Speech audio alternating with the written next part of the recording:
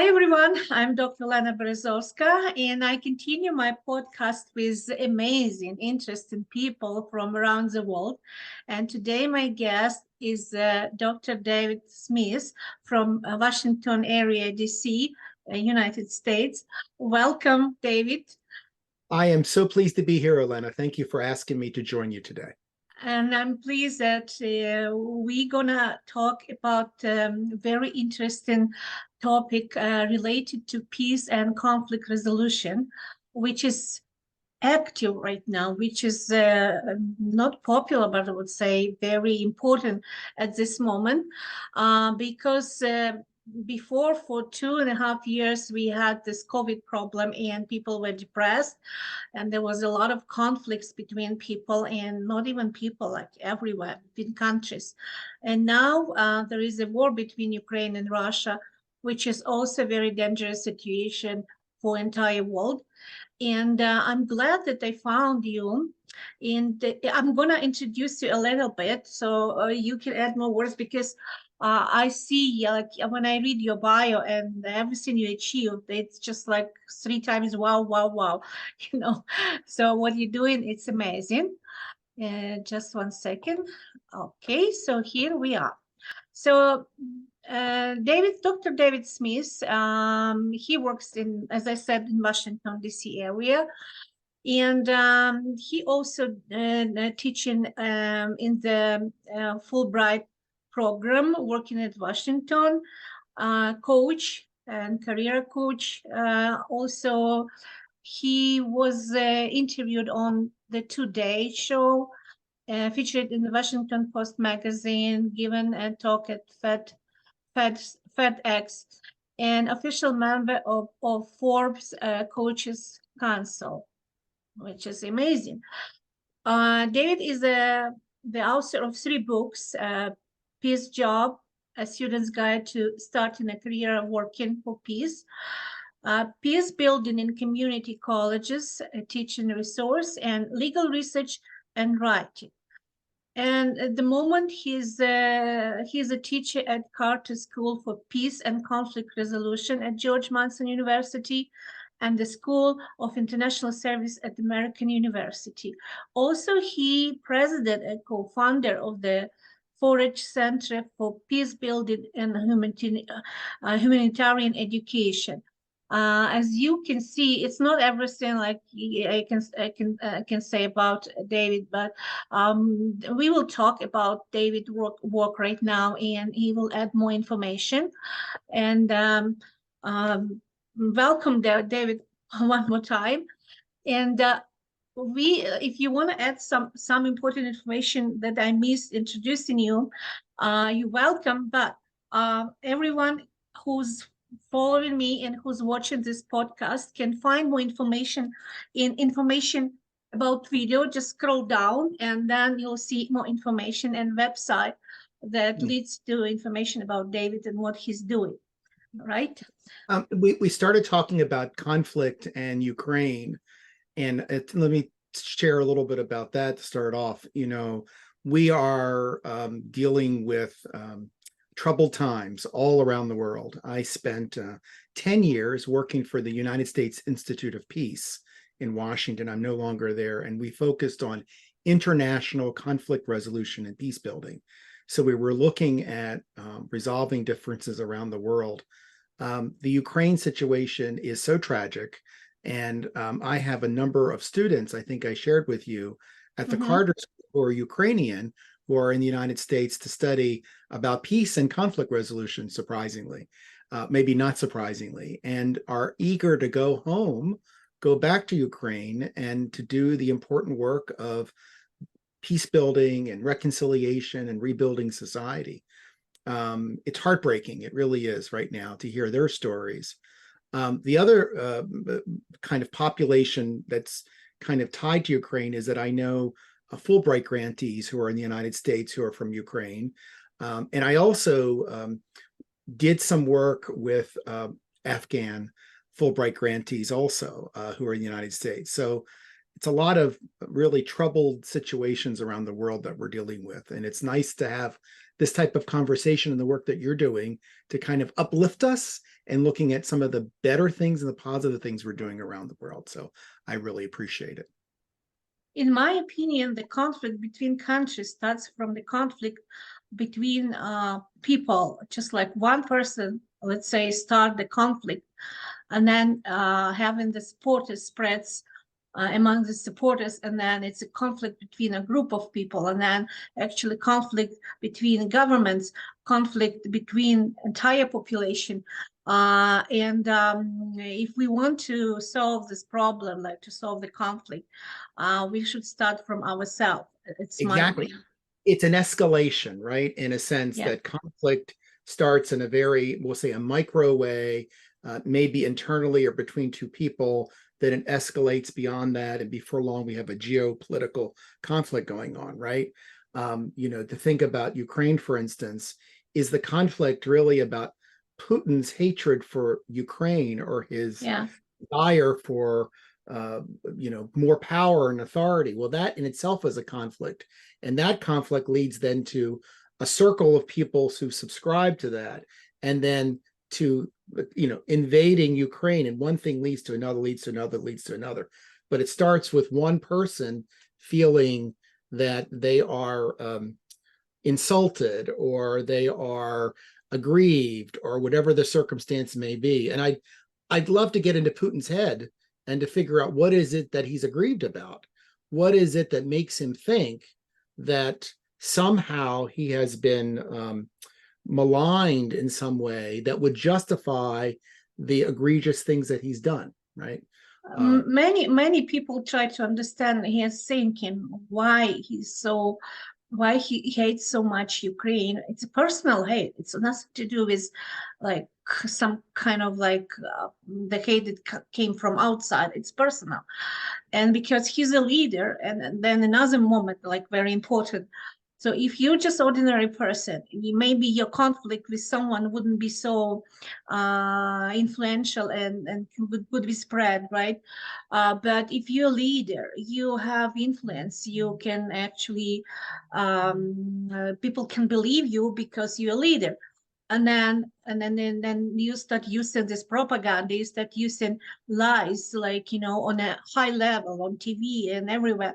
And it means like how much the mentality of people could be changed just because of one person who has access to everything, right? And I was surprised when in 2014, Russia invaded Crimea area, which belonged to Ukraine, and it was Ukrainian territory.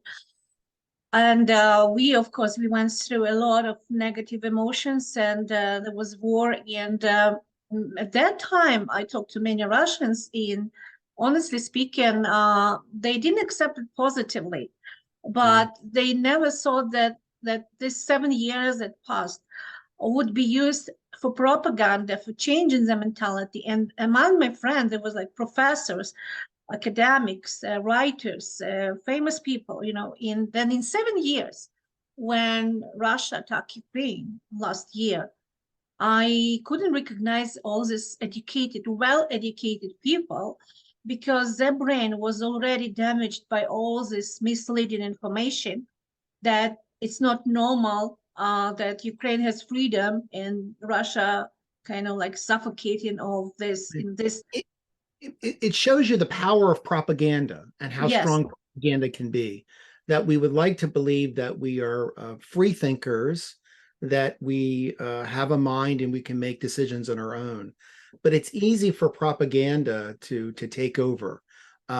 People might call it brainwashing, but it's propaganda. It's state propaganda, and State propaganda, and it's all over the world, right? I mean, and it has, by the way, it has a history, more than 70 years old history. And as we talk a little bit about politics and everything, I started to write a book that I named The Soviet Mentality, because people who never lived in the USSR, I came from that country. I was a witness how the country collapsed, and then we started having separate countries. And what happened? So I witnessed it a lot, and my families were part of enemies of state because they were against Soviet regime, and that's why we were always under how to say surveillance in some way, always like So that's why I try to tell people that what is Soviet mentality, and it doesn't mean that I'm gonna criticize Soviet people because I'm post-Soviet myself. I came from Soviet country, but I wanted to show how actually the propaganda in this more than 70 years changed the mentality of people when the killing of own parents or own relatives or actually be enemy in a family everywhere it becomes the normal a norm of It's level of suspicion. I spent some time living in Estonia. And so I was a Fulbright program in Estonia. Of course, Estonia is a former Soviet republic. And one of the things that struck me, I was in Estonia in 2003 and 2004, was the level of suspicion that existed among Estonians of not trusting people and being quiet. Yeah.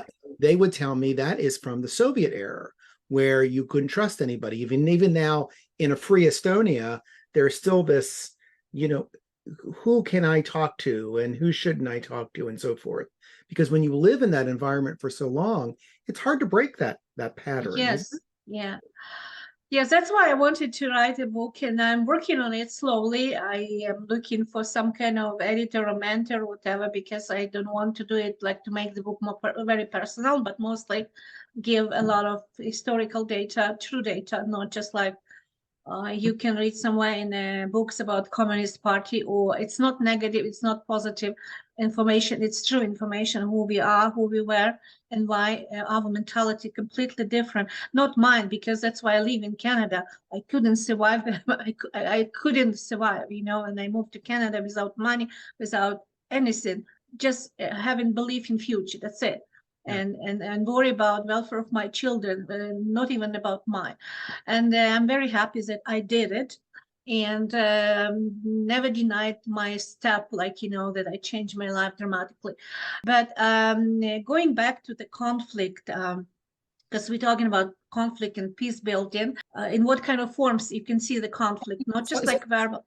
Yes, conflicts take a lot of different manifestations, and sometimes conflicts are merely about misunderstanding and misinterpreting what somebody says, right? Yeah. We conflicts all day long, right? You say you want pizza for dinner, and your partner says, I want fried chicken, and we're in a conflict. But what we do is we're reasonable people, so we negotiate it and we try to find a middle ground. So maybe we have pizza with fried chicken on top of it. We find something that's a combination, right? And that's what you have to do, is you have to find some shared interests, right? Now, there are certain levels though of conflict that are very, very difficult to find middle ground, because there are some things that we can't negotiate on, such as human rights. You can't negotiate on human rights. You can't negotiate on some things what we call human needs. Human needs are security and water and safety and those types of things. So often what happens is those types of issues become the basis of exacerbated conflict, because it's really hard to find a middle ground. Other types of conflict, finding a middle ground, we will call shared interests, the pizza with the chicken, and certain things that kind of broker in the middle that give everybody a feeling of success is what you want to do. But as conflict escalate up, it's really hard to do that. And that's where what you need is we will call order of some sort. You need international conventions. You need international expectations to hold people accountable when there are conflicts. What would be a compromise? People, for instance, to think about Ukraine and Russia, people say, well, a compromise would be the Ukrainians give Crimea to the Russians, and maybe they give them the Donbass, and then the Russians leave. But there's so human rights violations that have taken place. That's not a compromise, right? That Ukrainians would accept, right? So it depends on the type of conflict that there is, really, is what happens. I mean, I am a mediator in addition to all the other things that I do, but a mediator the type of work that I do is a neighborhood conflict. It's somebody who's who's making too much noise in the evenings. So how do they turn the noise down? Or somebody's tree has grown over my property and it's creating shade that I don't want. Those are things that you can compromise on, right? You can find a middle ground. But the other bigger things are harder to do at times. And also when we have a conflict, sometimes we have to take to our attention that there is like different religion views, like different religion, culture, ethnic background. And if we think from our point of view that this is ridiculous, and from the point of view of other person, it's normal, like a situation for them. Yeah. And and we try to fight for rights. Like I'm the person who always like not fighting for the rights, but I'm always standing for people. And if I see some kind of discrepancy, something like wrong, I'm not silent. I can say right away that this shouldn't be. But I found that the reaction of other people, other side, especially whom I protect, let's say, not what I expected, because as I see, I never, I cannot say never, but before I wasn't so careful taking into consideration their, like, let's say, religious view, or the influence of their culture, or the influence even like, the ethnic background. So it's so different. Well, what you're pointing out is the fact that with diversity comes conflict. Diversity is wonderful, enriching things in our lives, right? We want diversity. We want to have a conversation with Ukrainians or people from other parts of the world and learn about their food and their culture. But there also is conflict from that, misunderstanding, and sometimes we don't understand. I mean, when we see a observant Muslim woman wear an hijab, sometimes if we don't understand why she's wearing the hijab, we're kind of insulted by it, or we question something about it, or it creates a kind of a suspicion in our own mind. But for the observant Muslim woman wearing hijab, that's the way that she practices her faith. And that's how people should practice their faith. So what becomes really important is, as we become more and more of a diverse society, which, we have diversity in Canada, in the United States, and Ukraine's a very diverse society. People don't even recognize how diverse it is that we have to recognize that there will be conflict. We have to recognize that we have to be able to find shared things that we have in common, the shared middle ground, and always seeking that, recognizing that there is so much that we gain from diversity that we have to make that effort to find something in the middle that we can reach. It's true. And if I don't understand something, I would rather ask to explain, or give me like more insight. I remember we were talking with one doctor from Saudi Arabia, and she had arranged a marriage, and she had 3 kids. So she came to Canada for fellowship, and brought her husband, brought her children. And then we started talking like about this arranged marriage and how about love. And she said, "Oh, you didn't understand. I'm actually happily married because my husband is obedient. I'm from rich family. He's from not very rich family, but my father paid for education. So now I have chance to even have better education in Canada, etc., etc." And so she said, "You guys, you don't understand. This is like perfect normal life for me and people like me, like women like me." My wife's half Indian, and so I have family in India. And the younger generation doesn't have arranged marriages. Her aunts and uncles were in arranged marriages, and they've been married for 50 years, and they're very happy, right? So once again, it really has to do with the cultural context. But you pointed out something that's really important, and this has to do with the difference between what we call cultural competency and cultural humility. Cultural competency is when we assume we know something about a culture. And I think there are times when we have to learn things about a culture. Culture humility is when we admit we don't know something and we ask the questions. What you're doing, right, is that if I'm not going to assume I know anything about Ukrainians, I've learned a few things, but humility says, I should be in a position and I should be asking you questions. I shouldn't be assuming I know anything. And if we approach cultural differences that way, we're always learning and we're always honoring their cultures by asking questions. It's true. When I told my friend, he's a lawyer and quite known lawyer in Canada, that I would like to write a book about Soviet mentality, and he said, "I'm going to help you because I know everything about Soviet Union." I said, "You must be kidding." I said, "Have you been there?" No, no, no. But I read one or two books, and it's good written books.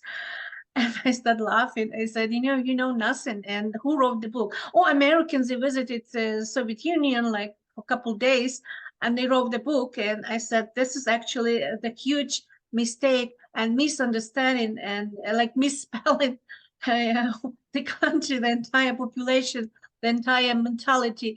And I said, that's my point, that you have no idea. I'm not talking about like how bad people are, whatever. I'm just talking that you have no idea what is Soviet Union, have to live in the Soviet Union, and what you facing, or you were facing when you were like when the Soviet Union was on the map of the world. And it's then I start laughing, and we could conflict. Yeah, we could have a conflict because I said you cannot say that you're expert in Soviet Union. Yeah, but at the same time I started laughing. I said, okay, I'll be telling my story. You can read and you can help me with editing if you want, but I want you to know that you learn more if you start following my like story.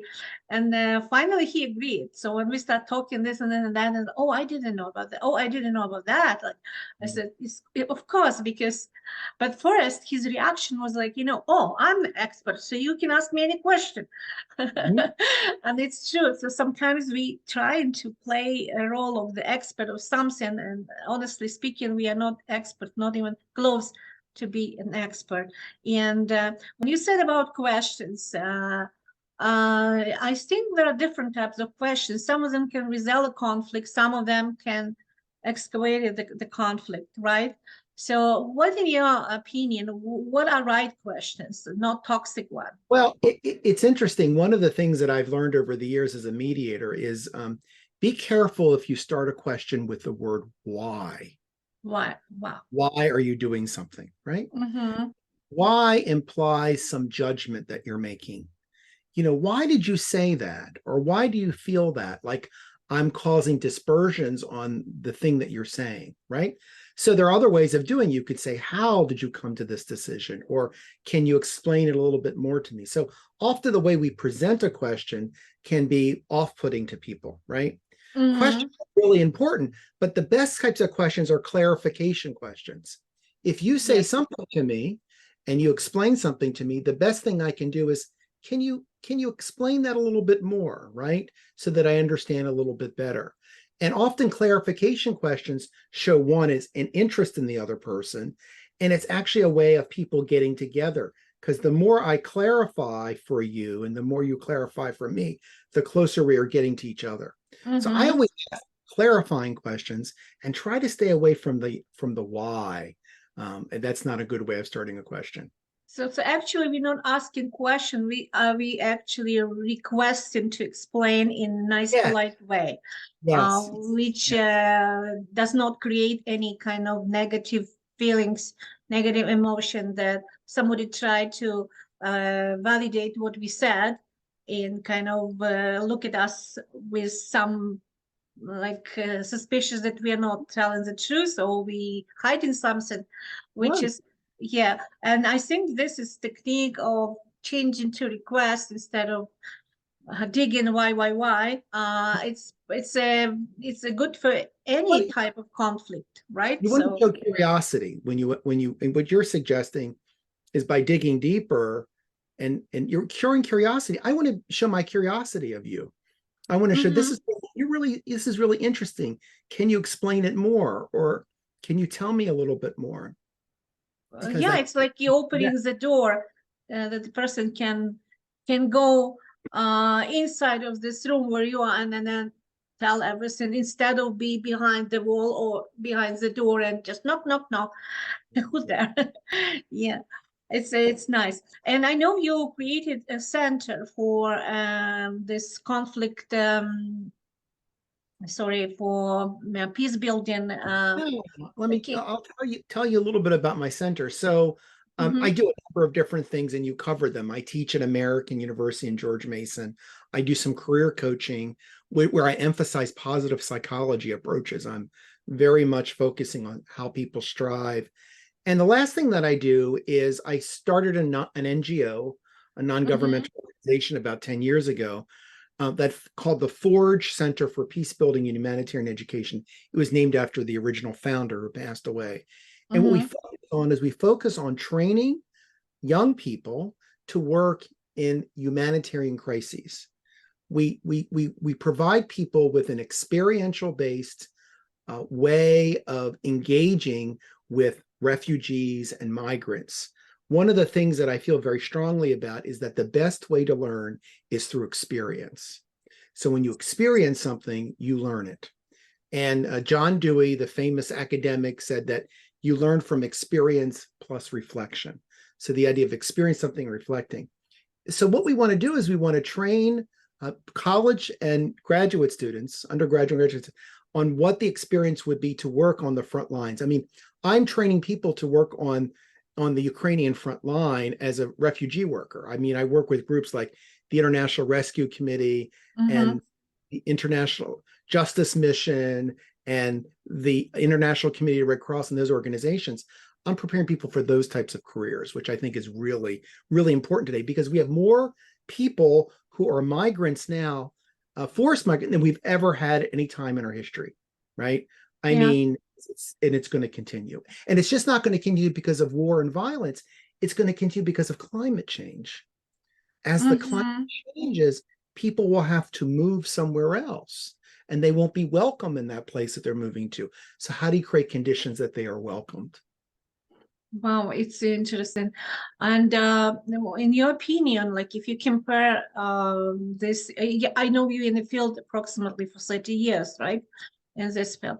So is there any changes in perception of what you were doing before, especially in this peace building field and now? Like, do we have more people? Do we have more young people they would like to? I think the biggest shift around the world, I think, is that Westerners have come to realize that they don't have all the answers. Yeah. And I think 30 years ago, we kind of went with the Western model that Americans and people from Western Europe or whatever know everything. And now when we go work in Africa or in Southeast Asia, we learn about the processes that they use with their people and how valuable those processes are. And rather than coming in as the experts, we come in as the learners to support what they're doing. That's a major shift that has come about around the world. And it's improved outcomes by recognizing that people in their own cultures know what they're doing. We don't have to question that. We have to support what they're doing. So that's a big change, I think. I think I see the shift from Western culture, Western mentality, from Western point of view in science, in medicine, even in psychology, because even look at the psychology, the psychology was done by people from Europe and then United States, mostly like Caucasian people, and the like European mentality, North American mentality. And then suddenly we realized all the studies, all this kind of like books that were written, they were written by white people. And I have nothing against any color of people. Like, I mean, my best friend is like black person, so wonderful woman. Well, Olena, it was just not white people, it was white men. White man, yeah, because it's another interesting question. Because it was white men, not all the answers. I'm thinking now about reading a book about women's psychology, because we don't have anything about, like, we have men's psychology, male psychology, but not female psychology. And then I looked through all these books and all articles. It's written by men, white men. It's not even related to women, how we think, how we perceive our maternal, like motherhood, maternal instincts, etc., etc. and career and wife life, etc. So it was just written like in common. We have depression, we don't have depression, we have negative thoughts, we don't have positive thoughts, resilience, etc., etc. But how we react, it's huge difference. The model, I was reading an article about DNA and studying DNA, and it was all based on a white man. This was a study that came out in the last week. It was in the Washington Post. And they were talking about that the model was based on a white man, but because it was based on a white man, what they did is they did not recognize as well as DNA of people of color and women and men of color, because the model was a white man. And now we recognize that they study DNA based on people of color, and so they understand things differently as a result of it. Yeah, I understand why it's happened, because mostly the science is developing in countries where they have like good technical equipment, good school, and etc. So it's what is necessary to produce this information and then statistically develop and statistically analyze, so we can then use it in our practice. But you're right that unfortunately we hardly know about other population, and there's all these famous publications, like famous scientists and researchers and doctors, you name it. Unfortunately, they come from resources related to Western population, mostly men population, and it's huge minus. And only now, which I see, and only now we start talking about these differences, and even perception of peace, perception of conflict would be different, because we are different. We are different. And I'm not saying that we are different in a bad way. We are different in a beautiful way. So we have our own world around ourselves, which is also beautiful. And this is diversity, not bad. It's actually very good. It's very important. Yeah. Yeah. Yes, thank you very much for this wonderful conversation. We could talk more and more and more. Thank you for I appreciate it. Thank you. Yeah, the time is coming to the end, and I hope we'll see again, because I see we have a lot of common interests, and we like to talk and discuss, which is like, wonderful, because it's easy for me and for you to discuss this interesting topic. So I look forward to it, and I hope that your family in Ukraine is safe and are doing well. So I wish the best for them. Yeah, I worry, as I mentioned before this podcast, when we talk, I have a cousin, my dear cousin, who lives in occupied territory, very close to front line. And when the war started, he was a retired, happy guy. Like, he just built a beautiful house, not a huge one, but very nice house. So now he lives like, every day he wakes up and he uses Ukrainian phone, because he has no contact. Russians took all phones. So he's hiding Ukrainian phone just to have a contact with the world and just to write me a few words. So I was looking for him entire year. I didn't know if he alive or not, but finally I found him, and I'm very happy. But again, I'm so not scared, but because I didn't want to be scared. I just worried that he lives in very dangerous area, very dangerous, and I don't know if he's gonna survive or not. But every day I just tell him something good, send him pictures, he sends me, and we support each other in this way, because no other way, unfortunately, at the moment. And it's true that people do not understand how these conflicts, like stupid little conflicts, can come to the conflict between countries, and we become witnesses of somebody's conflict.